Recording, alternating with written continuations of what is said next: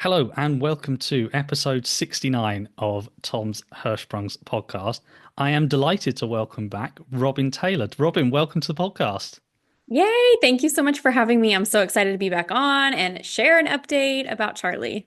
Yes, no, that's what we're really looking forward to. Because if people have heard part one, it's a really fascinating story where you talk about the start of Charlie's life and her diagnosis of Hirschsprung's. If anybody hasn't checked that out yet, definitely do so. It's a really good insight, fantastic episode. Um, but you are here to talk about something. Will give us an update really on Charlie because as we left the last episode, we talked a little bit about what might be next for Charlie, and you were sort of deciding between what to do next in terms of surgery. Would you like to give everyone an update really on what you decided and how you came to that decision? Yeah, for sure. So when we left off, we had been to Ohio and we visited Dr. Wood at Nationwide Children's Hospital in September. And it was at that time that we discovered that she had was missing 80% of the dentate line, causing all sorts of issues. And from there, we tried multiple things. So we tried doing laxatives, we tried doing enemas. Nothing was really working. The laxatives, it was like we could not get the right amount. It was either way too much or not enough to do anything. She was still having uncontrollable diarrhea, like just nonstop.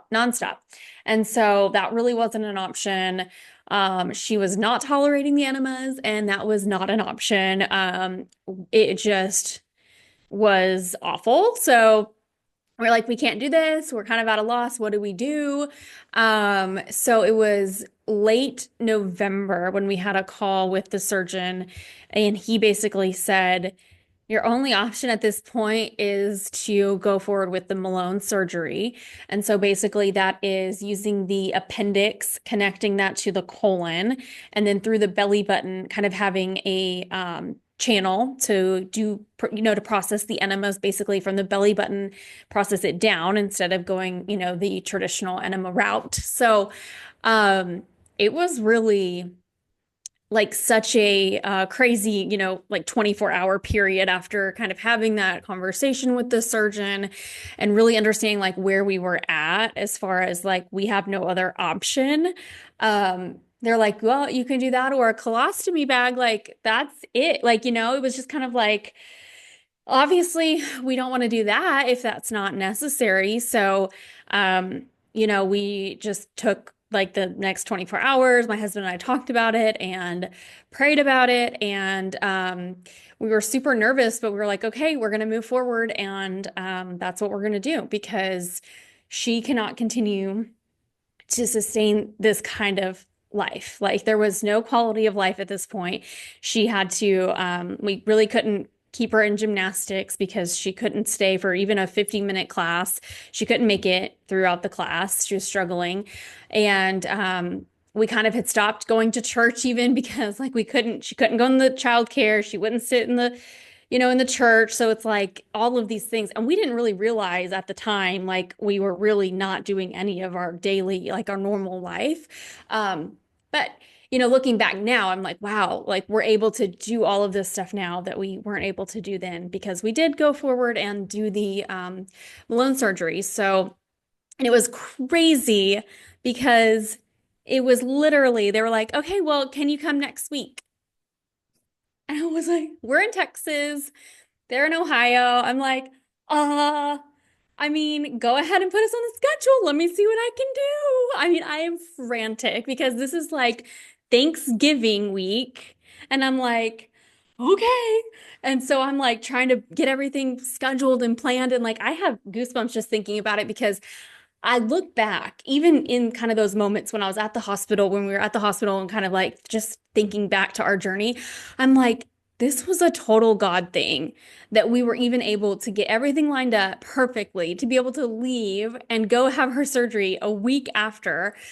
Um, it was insane. It was insane. But we did it. And thankfully, like I don't know. I just feel like our angels showed up. Like our community showed up, our angels showed up. We got, my mom took care of the big kids.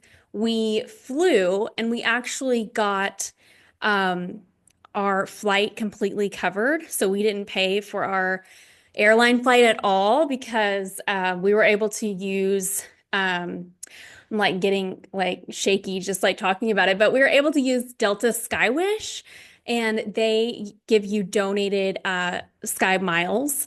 And basically, if you have a child that has a medical need and needs to travel, they have these miles that they're able to give you. So that was incredible.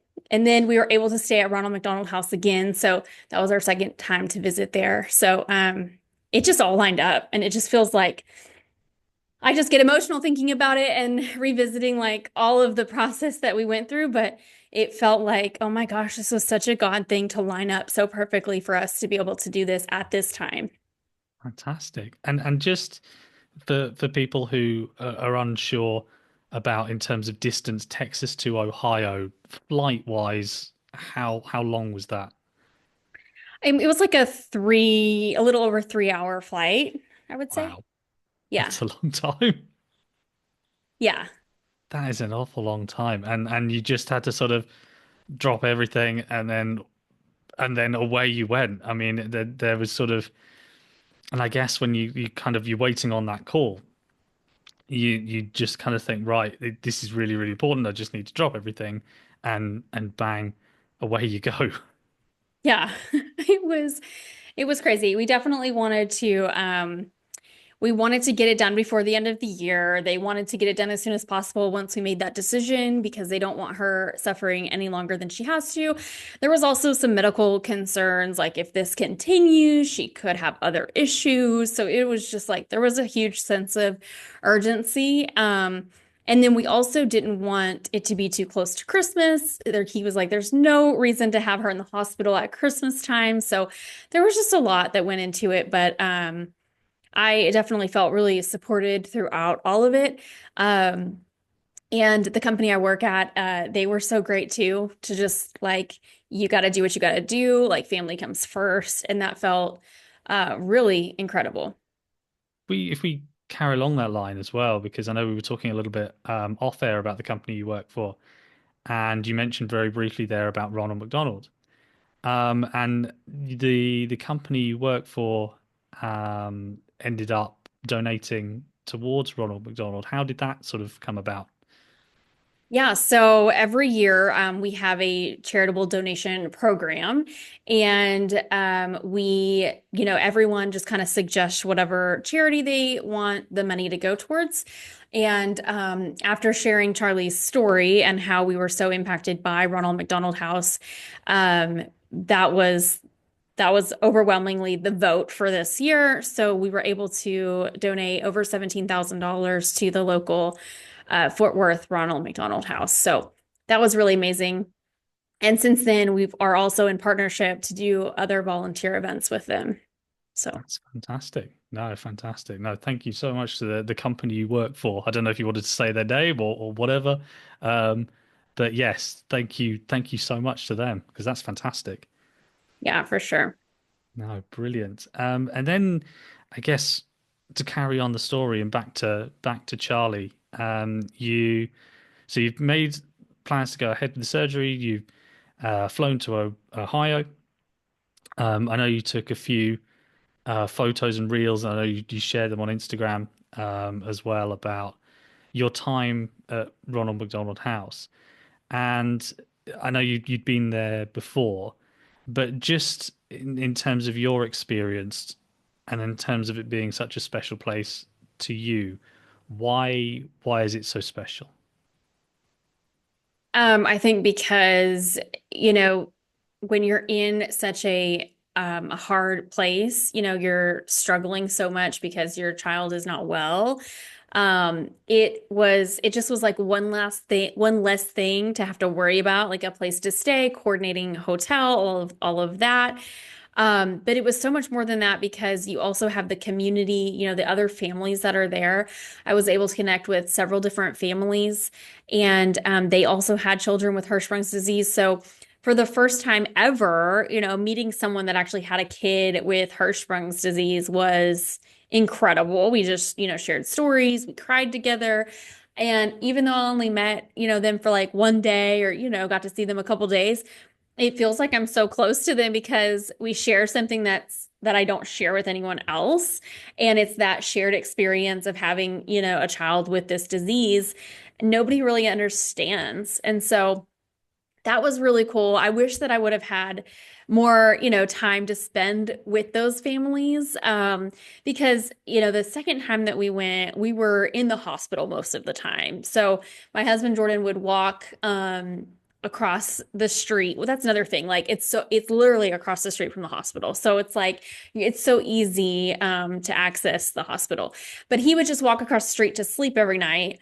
But I would sleep in the hospital. So I was only really at the house like maybe 2 nights, the night before we went into surgery and then the night after we got released. So didn't get to spend a whole lot of time there, but the time spent there, you feel loved, you feel supported, and it's nice to have that steady place that that you can rely on and count on to be there for you when you need a place to stay when you're at the hospital with your kiddo.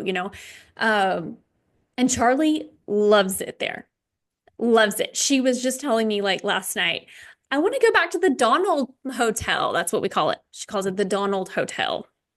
And so she loves it there. And it's fun for them. It's not like a hotel is fine and all, but this place is like a little resort for kids. Like they have all the playrooms, they have all sorts of stuff for them to be a kid and to forget about the medical stuff they're going through, and just have fun. I mean, that's what it's all about. It's like it is fun for her to stay there. It just amazes me that even though she went through all of this stuff like at the hospital while we were there, she still remembers the Donald Hotel being a fun place. And so that to me means everything.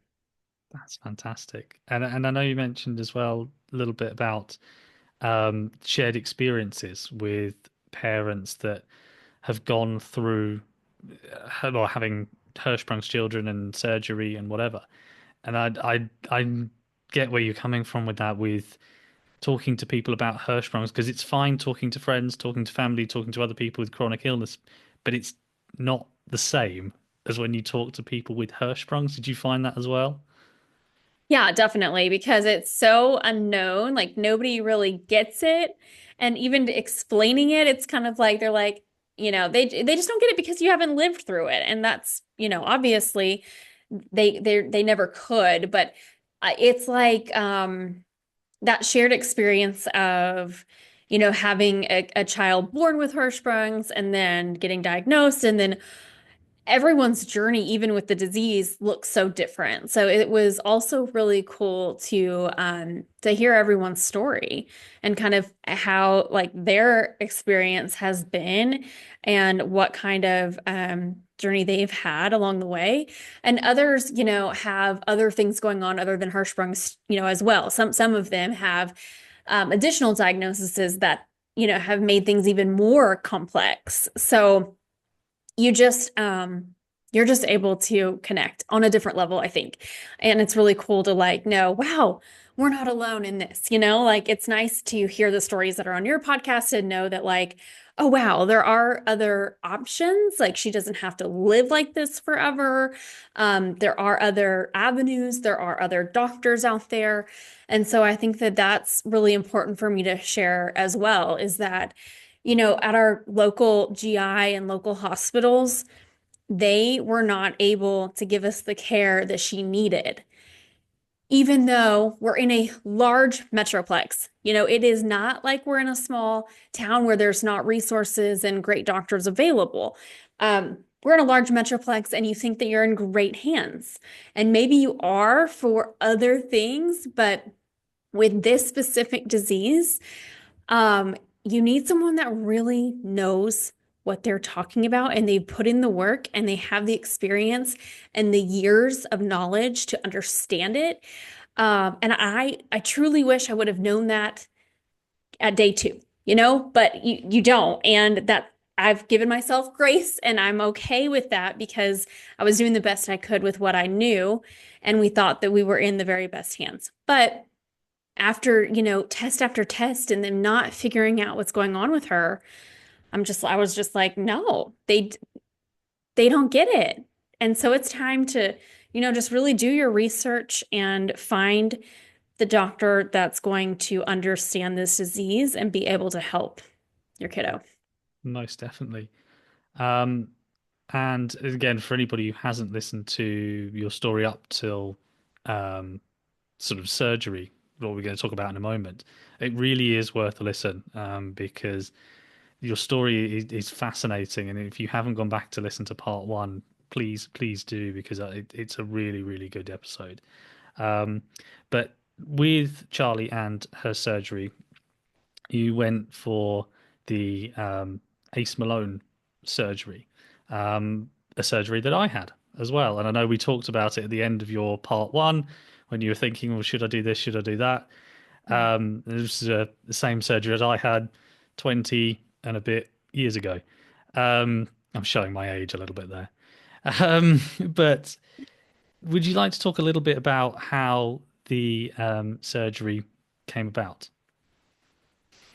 Yeah, so it was really after we just tried everything that we could try and realized that we have to give this option a go and felt like, it would be the best scenario for her to be able to continue to live, her life and not have all of the distraction. And so it was a whirlwind. We got to Ohio. We stayed a night at Ronald McDonald House. And then the next day we went into the hospital and she started like the bowel prep, which was awful, awful. So if you just, it is awful. That was probably one of the worst things that happened in the whole process was just the bowel prep and getting everything out. Um, because she's 3 and it was, she's like, doesn't understand it. And we had some issues. So they had to put oh gosh, now I'm losing what it's called, but a tube down her nose. Um, Yeah. yeah. And so they could give her the medicine and it would hit quickly to get everything cleaned out. And the tube wasn't placed in the right area, like it was clogged and stuck. And so it took like hours to figure out that it was stuck and that we had to then take it out and then redo it. And so it was just like those little things adding up to the surgery that was very, very challenging for her. And then it was like, okay, now we got to get an x-ray, make sure that that is in the right spot. And so getting an x-ray and then, so it didn't get kicked off when it should have. It was way later in the night. And so we're literally doing bowel prep all night long throughout the whole night. So it was just that was kind of challenging. And she doesn't understand it and she's like freaking out. And then the IV, the IV wasn't that bad for her. It was more so like the tube and yeah, all of that was awful. But we got through that and then it was really great at the hospital because they had playrooms on the floor. So we got to go to the playroom and play before she had surgery. And then she went to surgery. It was about an hour and a half that she was in there. And that's always like so nerve-wracking because they text you with updates, which is great. But I'm like, why aren't they texting? They haven't texted in a long time. Like it's just like it's great to get the updates, but then if I'm not getting them soon enough or enough, then I'm freaking out thinking, why am I not getting an update? So yeah, and then it's like hitting an hour and a half exactly. And I'm like, they said it'd be about an hour and a half. It's an hour and a half. Da, da, da, da. Like, why aren't they here? And I just like had a major panic attack in the middle of this time period when she was back at surgery, panic attack. And I was in the waiting room. I was just bawling hysterically. And I'm like looking at my husband. I'm like, I don't know what to do. I can't calm down. Like I'm freaking out because you're thinking about like the surgery that's happening itself. But then I'm thinking about what is this going to look like afterwards? And are we making the right choice? And I mean, I'm just like, I can't calm down. And so literally right there in the waiting room, I just hit my knees and I just started praying. I just was on my knees praying. And there's only been a few times in my life that I've done that. Like, just don't care where I'm at. I'm on my knees and I'm praying. And that was one of the times. And I was like, I don't know what else to do.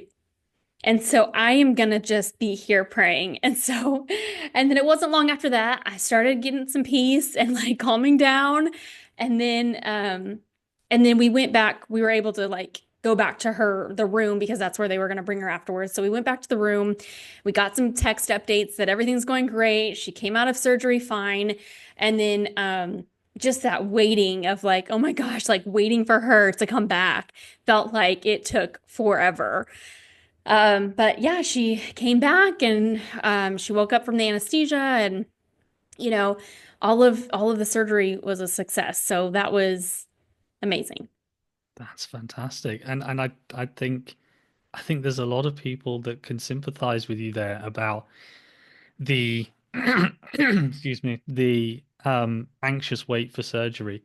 That feeling, there'll be a lot of people listening to this episode who will know exactly what that feels like.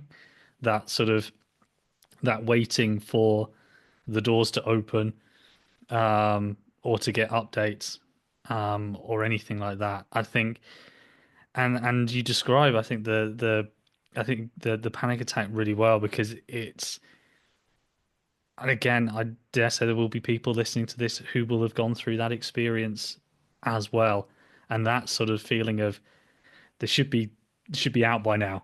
You know, they said it'd be an hour and a half. It's now 1 hour 35. You know, it should be done by now. Um, and I think I think that's a totally normal thing to think. I don't know about anybody else, but I think that's totally normal to think, right, it's going to be this time, and it isn't. So now I'm, yeah, slightly or very worried. Yeah, I am panicking. Yeah, Yeah. absolutely. And my husband could handle it so much better than I could because I was just like, obviously he's nervous too and feeling the same feelings, but I was not okay. I was just, I didn't, it was almost like an out of body experience. Like, this is not my life. I'm not in my body right now. What is happening? And also, I think, I mean, just the whirlwind of like a week ago, we found out that we were going to do this and now we're here. I mean, I'm sure that all of that, plays a part in the anxiousness as well, because it all seemed to happen so fast. So Yeah, there wasn't a lot of time to process.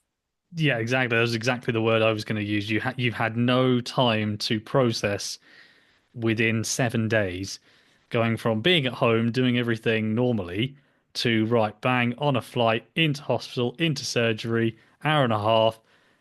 I mean, that's a lot to process in what, 5, 6, 7 days. Yeah.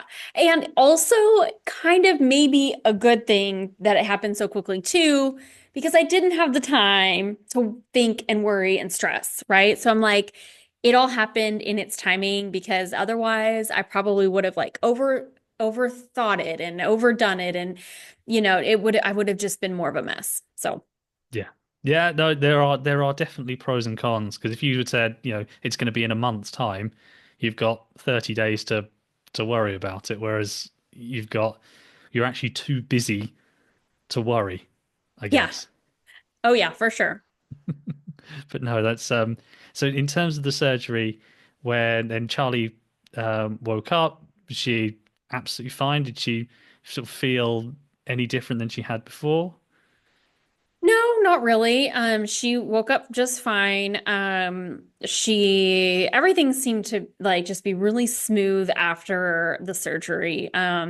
She was able to eat pretty quickly and she was able to like handle all the food and everything. So she was just happy. And then it was kind of like day two, where it's kind of like, what is this thing in my belly? Like just kind of really not happy about it. Like, and she did not want to look at it. She did not want anybody else to look at it. She wanted her, clothing to cover it. So that was challenging.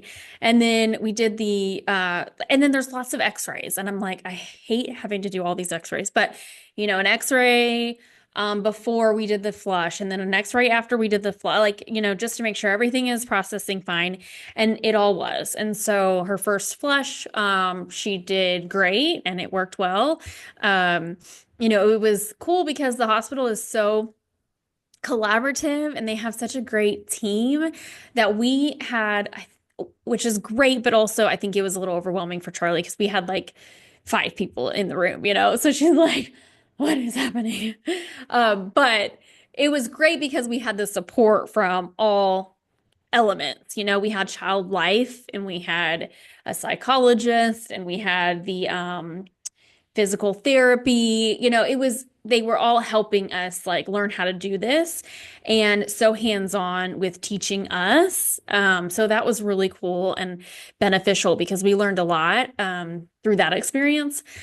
And I really can't say enough about child life because the child life specialist was amazing.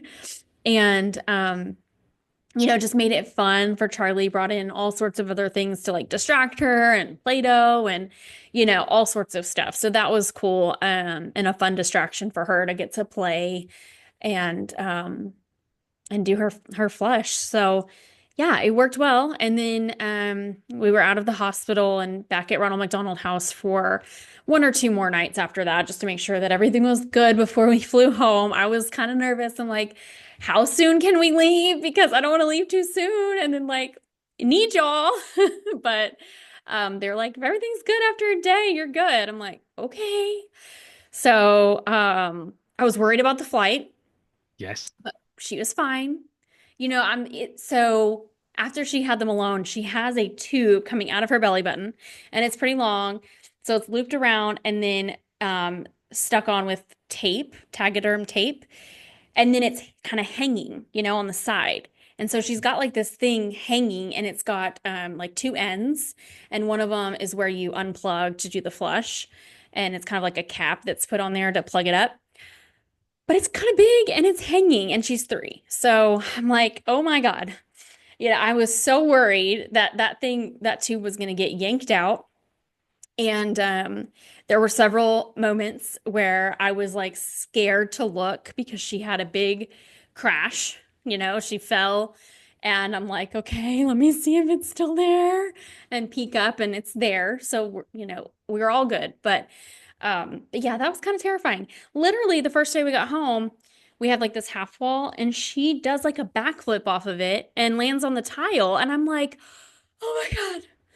Yeah. So, but we survived that. So that was good.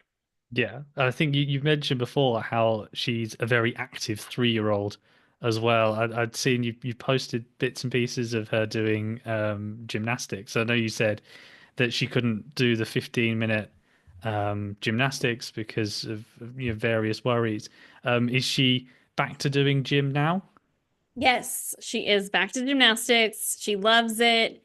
Um, that was a whole thing because when did she go back? I think she went back in January. Yep. So we had to go back to Ohio in January to get her tube that was in taken out and the Chait tube replaced it.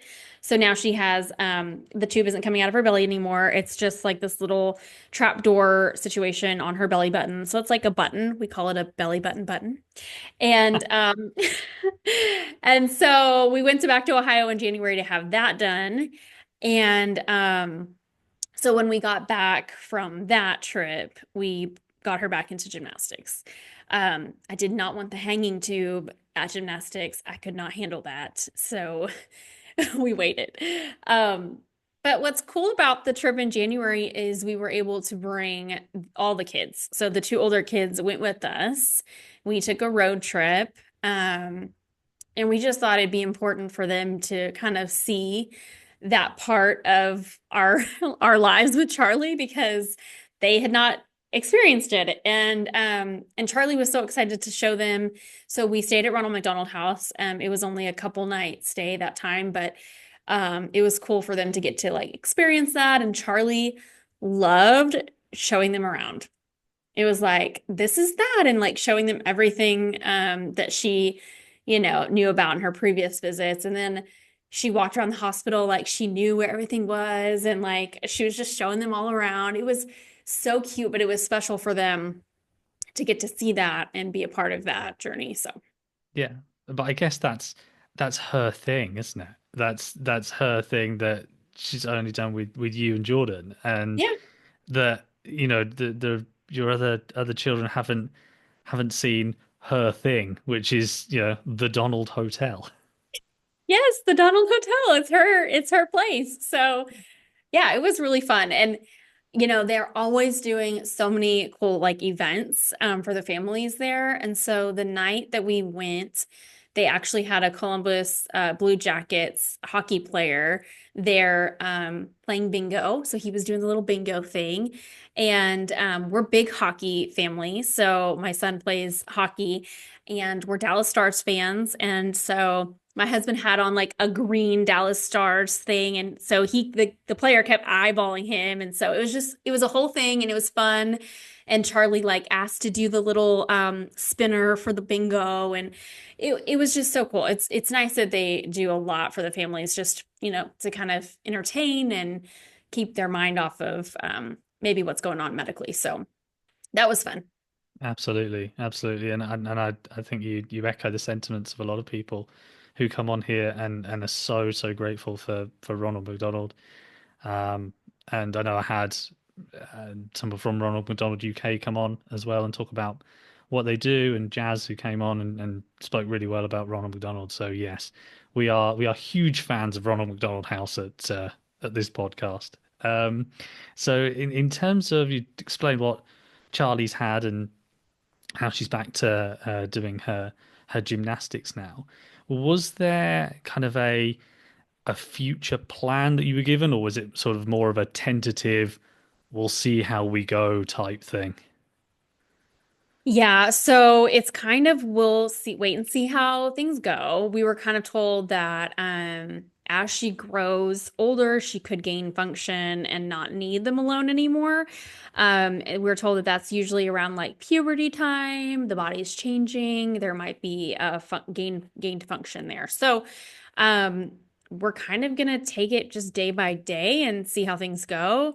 And if there's that time period where we think that things have changed, then we'll try that out and see if we are able to possibly move away from the Malone. But right now it's kind of unknown, which is kind of scary because she could do this forever, need this forever, which is not the worst thing in the world. As long as it continues to work well, like it has been, then it gives her, that quality of life that she doesn't have to worry about like constantly pooping. So that's nice in a way. It's like I'm so grateful for it. It's so we don't know. Maybe like it's kind of like the doctor's like miraculous things happen, and it would be something pretty miraculous if she was to gain function. But I'm praying for the miracle to happen, so we'll see. Absolutely. I hope so as well. I mean, I know you mentioned in the first episode that Charlie is missing a large portion of her dentate line. Was it Mhm. 80% you said? Yeah. So obviously that then it's caused a lot more complications.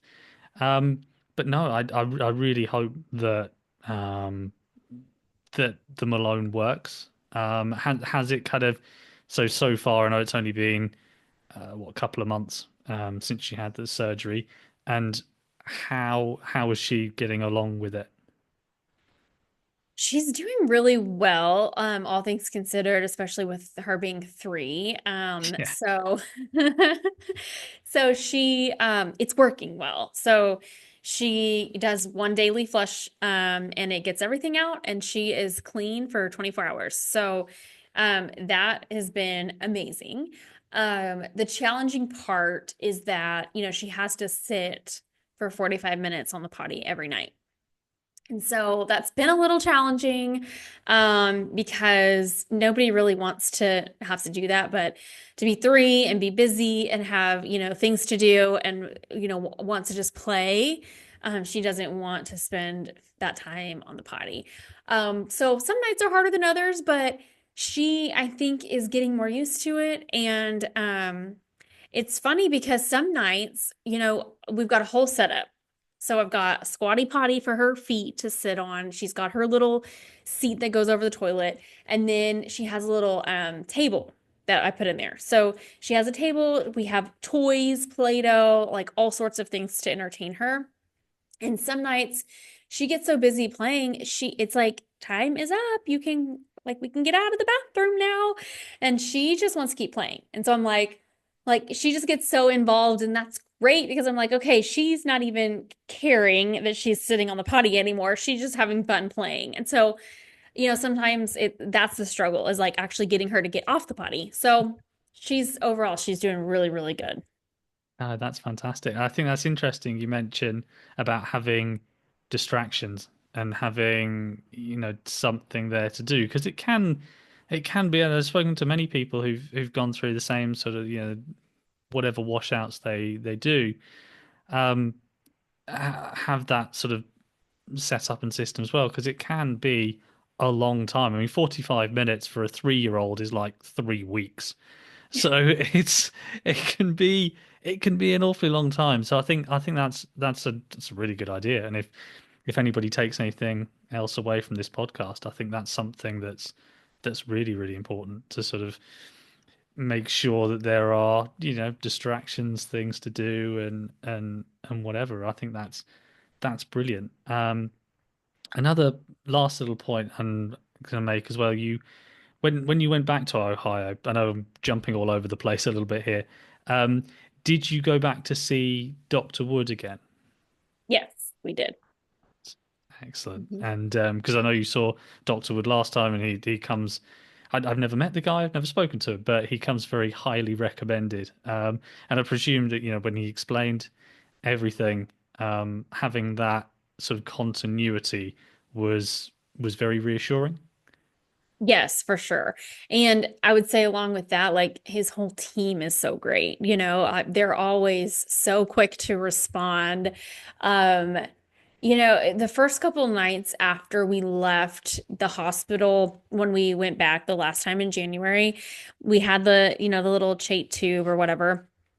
And I'm like, the button is like this. And then all of a sudden I look after she showered and it's like this. And I'm like, okay, is that normal? Like I'm so oversensitive about medical stuff with her. And so I'm just thinking like, is that okay? I don't know. So I'm messaging the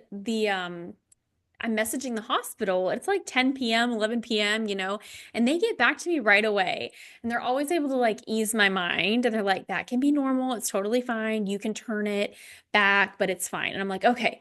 Then like TMI, but like our second time doing a flush by ourselves, all of a sudden there's poop like coming up through the tube. And I'm like freaking out.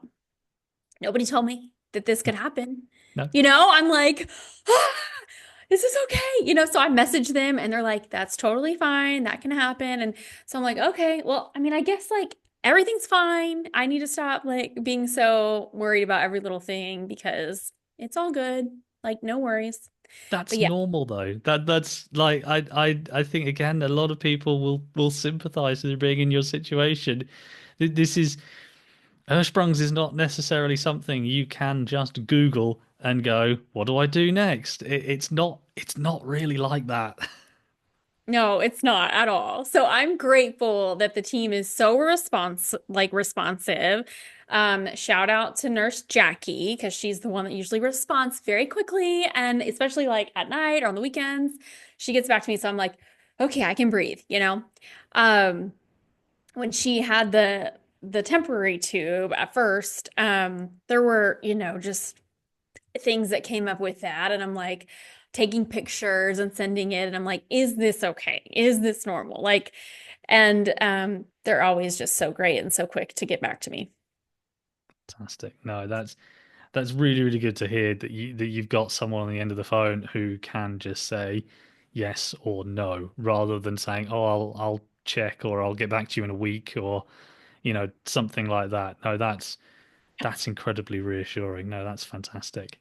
Um, and then I guess lastly, I know we've talked a little bit about medically, where you think where Charlie is at the moment and where you'd kind of like her to be, whether you stay with them alone, um, whether you eventually, when she gets a bit older, whether you tend to reverse or change or whatever that might be.